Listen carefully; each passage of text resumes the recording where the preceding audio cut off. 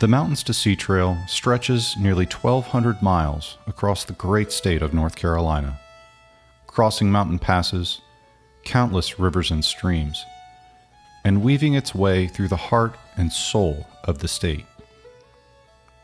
Walking across North Carolina on the Mountains to Sea Trail will not only lead you to unspeakable natural beauty, but to many communities across the state that embrace the trail and celebrate those who walk its path. But the MST is more than just a path. It is a community in itself. We hike it, we bike it, we paddle it, we build it, we maintain it, we advocate for it, we love it. We are the MST.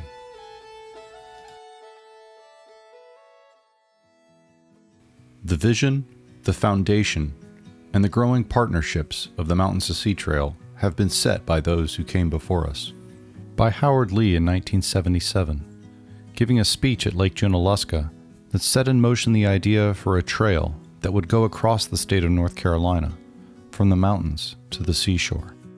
By Jim Halsey, with putting pen to paper and dreaming of a trail for all user types across the state. And today seeing the fruits of his labor as the trail continues to grow and gain popularity.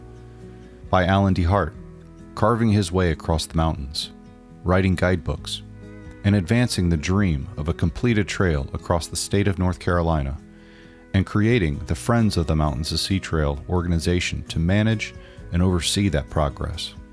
By Jeff Brewer, who managed the Friends organization from his dorm room, worked side by side with Alan, and continues leading a trail maintenance task force in Segment 10. And by Kate Dixon, who worked tirelessly during her tenure with the Friends of the Mountains to Sea Trail to create and bring to fruition the Coastal Crescent Route through some of our most amazing natural resources on the east coast of North Carolina. They are the MST. We've mostly concentrated on, trying to make this connected trail.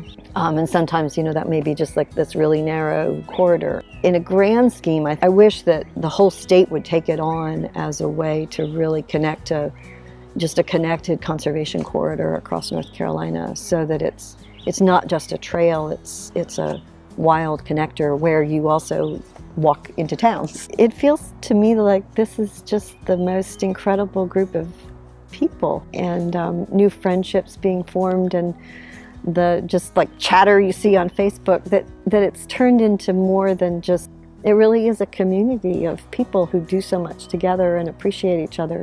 As the trail and the communities surrounding it continue to grow, we look to those who continue to lead the charge in building, maintaining, and advocating for the trail. Betsy Brown started as a volunteer for the Friends of the Mountains to Sea Trail organization and continues to foster her ever-growing trail family and looks ahead to a bright future for the MST. And to have this ability to make these connections with folks across the state, if it's a mayor in Elkin, or if it's a newspaper in Nags Head, or if it's, any of this stuff, there's something that draws people together for this wonderful common good project. And it's the ability, again, selfishly, I can go to Burgaw and I'll have a friend, or I can go to Boone and there's 10 people who would shuttle me. It's just such a really great way to interact with the world and people. Ben Jones is the current architect for the Mountains to Sea Trail, and more specifically, the Coastal Crescent Route. Ben takes great pride in forming relationships with communities in the eastern part of our state and designing amazing spaces along the MST for all of us to enjoy. I've been connected to these projects, or at least in some capacity, for 4.5 years.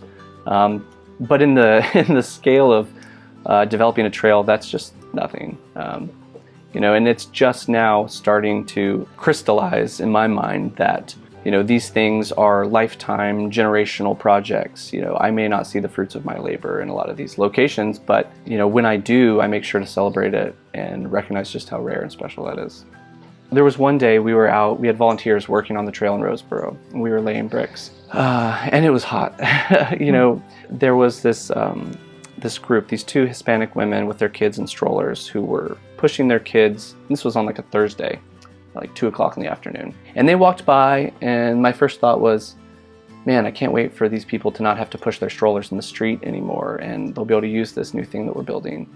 And this is what we're doing it for. These are the people we're doing it for. And of course, 1 hour later, they walked back by and they came over to us and they thanked us and they gave us a bag of cold drinks that they'd picked up at the pharmacy or the gas station or whatever. It just solidified for me that what we're doing is important and to keep doing it. I said, Ben, you're in the exact same position that I was in 50 years ago or 40 years ago. With a concept and an area and trying to work with people to explore that feasibility. I have felt ever since Kate has left, in a lot of ways, I'm carrying that torch. I feel a certain sense of responsibility to stand up for and represent these towns, these communities, and these places. It's nice to see that we're not alone in that and that other people are starting to see that value. And one of the things that's most special to me, and I kind of come back to this a lot, is that when you bring design and people and resources to a place that wouldn't otherwise have it, it changes you and it changes the way you see your purpose.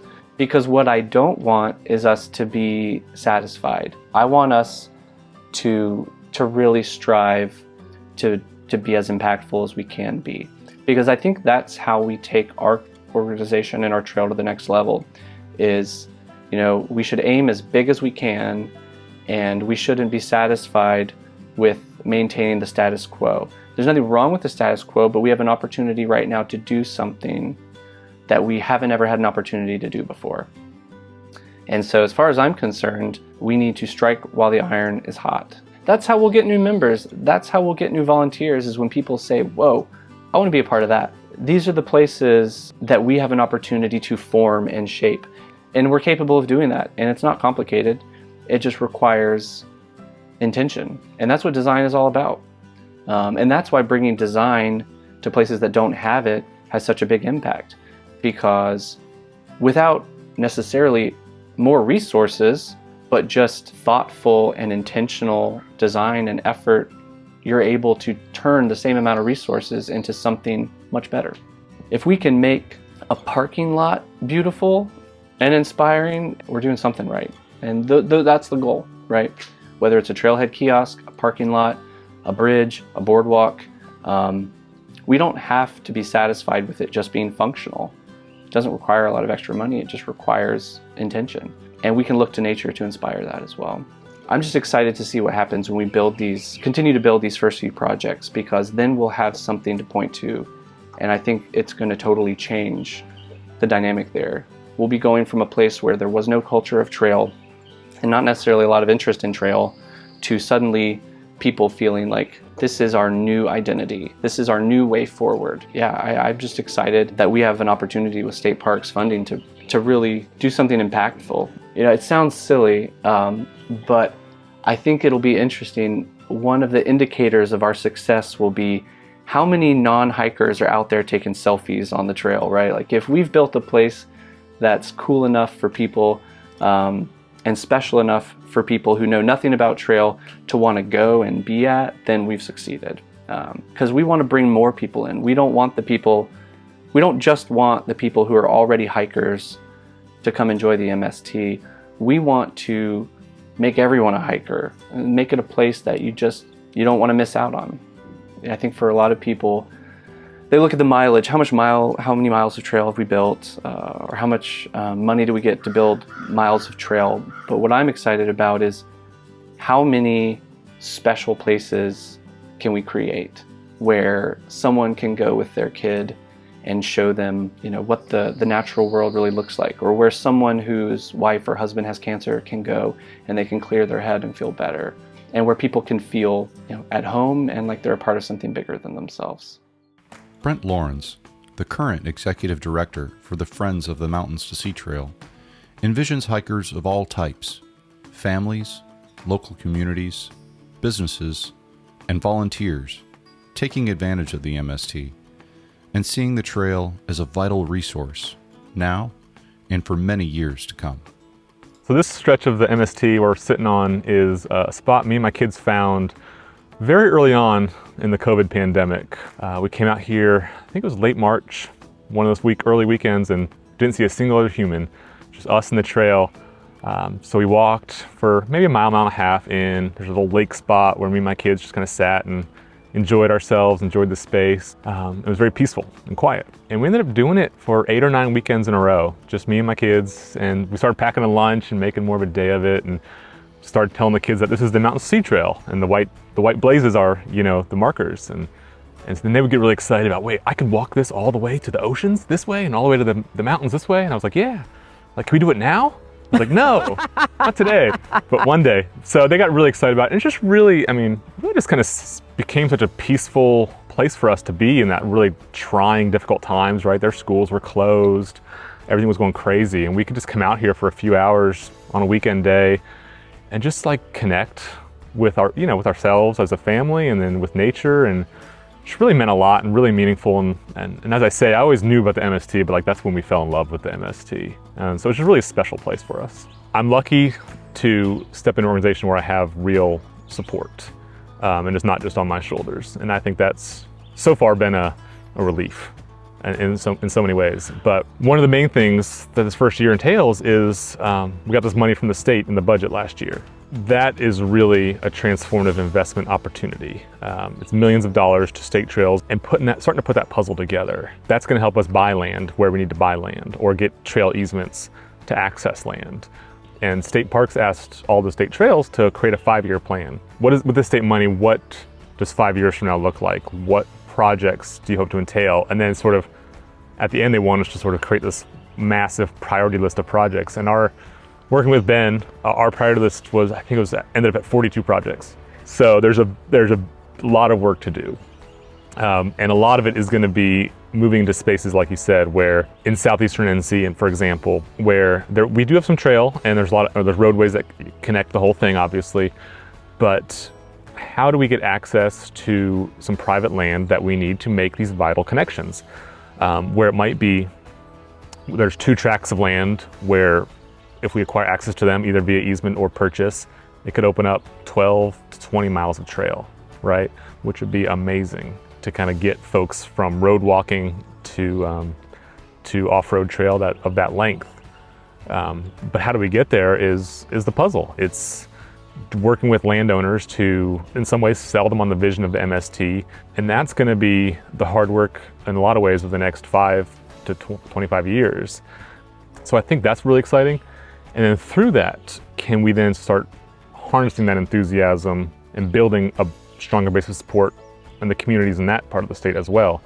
It's sort of the if you build it, they will come theory.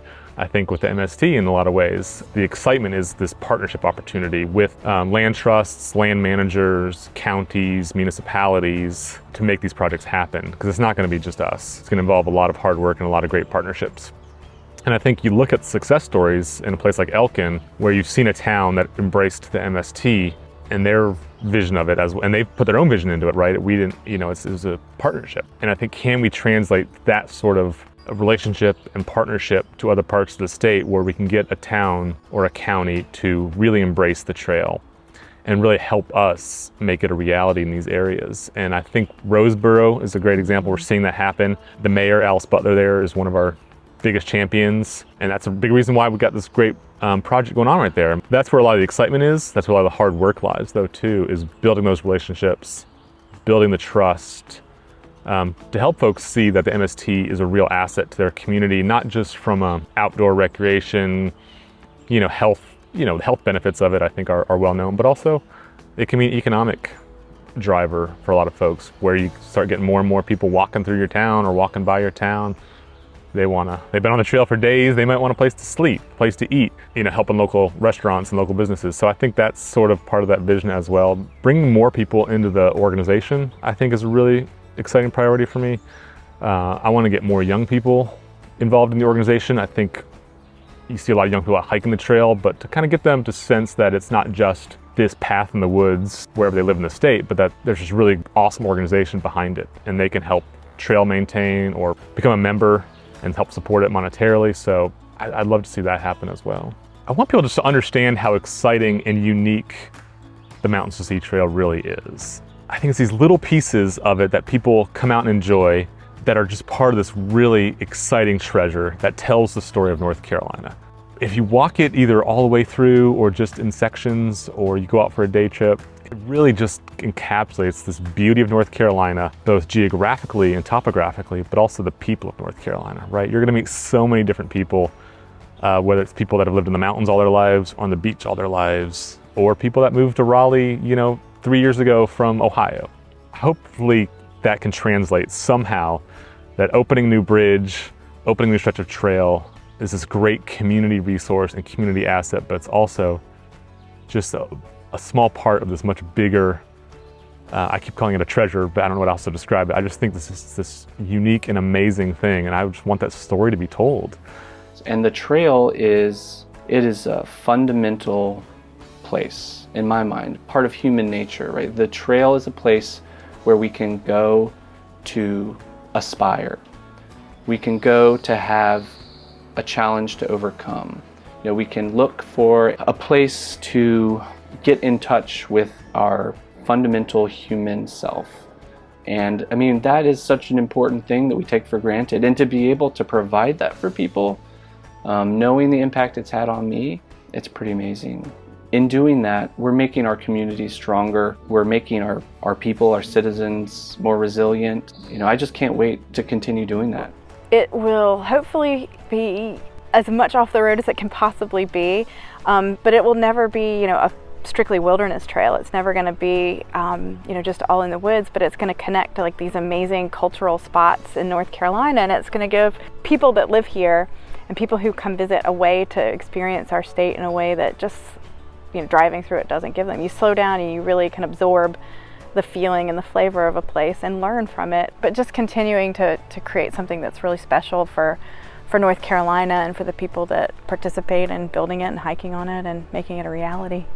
We're seeing it succeed today because it was the right thing to do at the right time, and enough people have seen the dream, bought the dream, worked for the dream, lived the dream, that it will continue.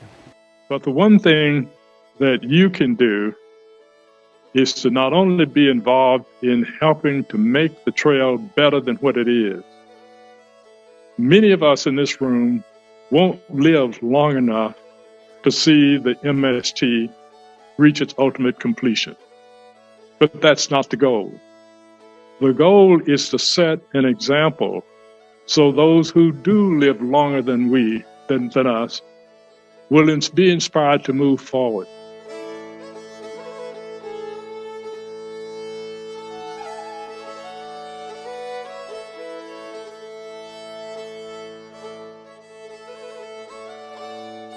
I'm Jester. And I'm Austin. And we are the MST. Hey there, I'm Jennifer Farr Davis, and I am the MST. And so are you. I'm Kate, and I am the MST. I'm Jim Halsey. I am the MST. My name is Brew. My name is Gus. My name is Charlie. And we're the MST. I am Ben Jones, and I am the MST. I am Kiefer Hikes, and I am the MST. My name is Tara Dower, and I am the MST.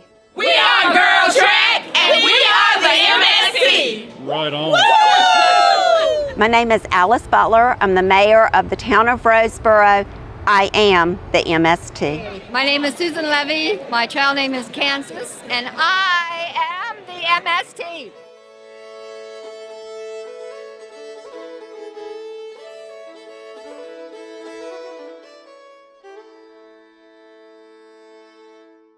Happy trails to you until we meet again. Happy trails to you until we meet, and then happy trails to you until we meet